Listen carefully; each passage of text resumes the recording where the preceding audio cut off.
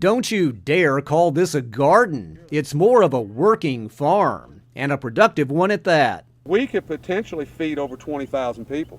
That's a small city. That is a small city. There are more than 100 acres of fruits and vegetables growing here in the Cockrell Bend area of Davidson County. A lot of cabbage, onions, there'll be tomatoes and corn, there'll be squash, there'll be cucumbers, there's watermelon. But here's the real surprise growing on here.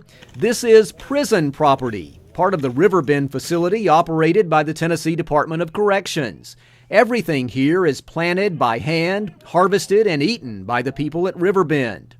David Cook with UT Extension serves as a consultant to the prison farm, advising them on crop varieties, pest and weed control, and how to increase yields.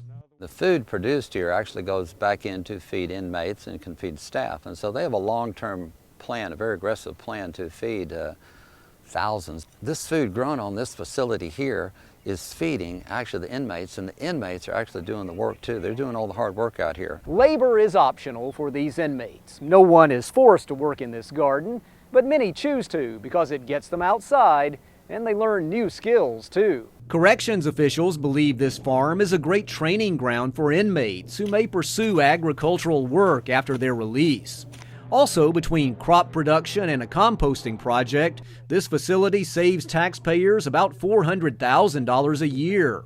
Next summer, corrections officials will plant even more produce here. A lot of things we're doing as a trial basis this year because we're increasing starting next year. This will be double its size next year. So just looking at a better way to use our land and produce more food. This area is flat, river bottom land with deep, rich topsoil.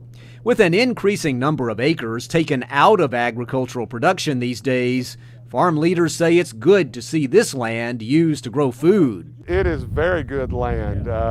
You can pretty much just throw the seeds down and away they go. Once we built roads and parking lots and building, that land never goes back into production again.